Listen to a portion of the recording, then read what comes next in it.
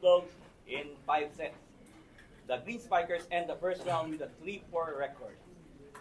We have Coach Jose Roque, Chris Hernandez, Yoyong Mendoza, and Isa Osayin. Coach, congratulations for this victory. Looks like talagang naka-recover kayo na from the 0-4 start and you won 3 straight, including this one against the defending champions. Your thoughts about this match?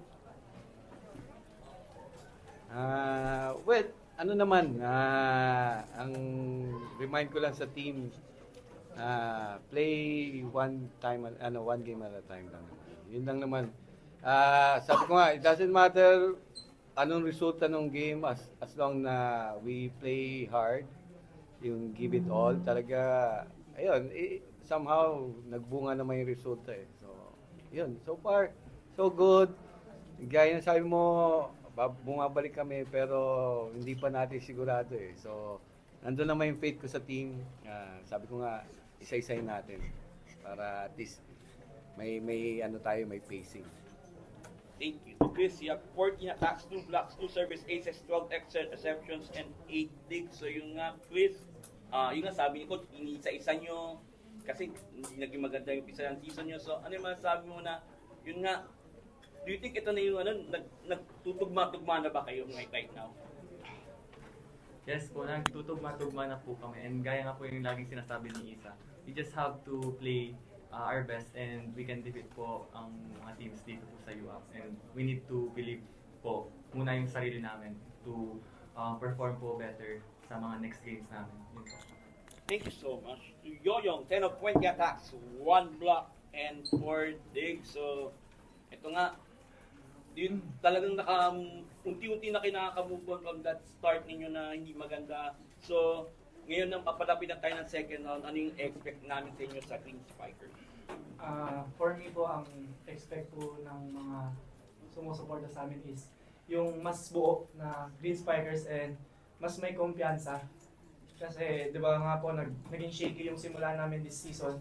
And ngayon, nakukuha namin yung groove namin and yung faith. Pero yung faith namin sa isa't isa, sa system namin, sa coach namin, sa teammate namin, di pa rin nawawala yun. Yun na lang siguro yung pinanghuhugutan namin ngayon. Kaya, ayun. Kaya siguro nananalo kami ng nananalo. Kasi kasama namin isa't isa. Thank you so much. Isa, 9 of 80 attacks, 4 blocks, 1 service ace, and 3 digs. So, finally, or not like finally, now that we ended the first round, so how satisfied are you right now with this performance of the team right now, especially you the defending champions? As a player, I'm always hungry. I'm not yet satisfied. So I hope in the second round we will do better. Thank you so much. Okay, the floor is open for questions. Yung yun nga, nag-deliver ka rin sa clutch no fifth. At siguro ano lang tumatakbo sa isip mo noong time na yun, lalo na defending champion ngayong kalaban nyo. Siguro sobrang daming tumatakbo sa isip ko nun. Pero siguro nang ibabaw lang yung willingness ko or yung eagerness ko manalo. And alam ko nakasama ko yung mga teammate ko sa kada palo, sa kada galaw ko sa court. Kaya buong buo yung loob ko maglaro kanina. Kasi kasama ko sila.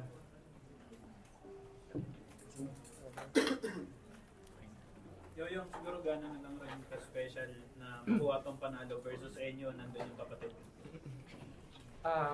Ano po, sobrang special ng araw na to kasi ito po yung kamatayan ng tatay ko. Ngayon po, kaya sobrang special po nito. Lalo na kalabang ko yung kapalit ko na hindi ko in-expect na dalawa kami nandun sa poster na yun. And then, ngayon, dati pangarap lang namin na maglaro sa UAP. Ngayon, magkalaban na kami. And looking forward pa rin ako na makalaban siya sa future. And wish ko sa kanya good luck. And Chris, ikaw naman, player of the game, tas playing against Jade pa, matagal mo na ring teammate dati sa Santa Rosa. Nung una-una, masaya siya kalaro. Happy-happy lang din siya. So, ginamit ko yung alam ko sa kanya, yung galaw niya. Kasi, yun nga, naging captain ball niya ako. And nakikita ko yung mga galaw and mga attitude niya. So, yun. Good luck, Jade. See you next sa round 2. Yun na. Coach, now na tied for 4th place na kayo with Ateneo and ito maganda-ganda na yung takbo nyo. Especially 2 weeks ago, parang shaky talaga yung ano nyo.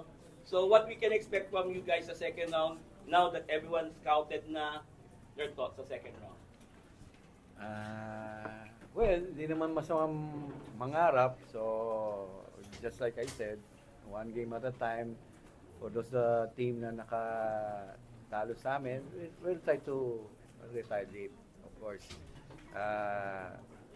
Hindi, mahirap mga ako pero we'll do our best as Green Spikers. We'll do our best to win every game na harapin namin.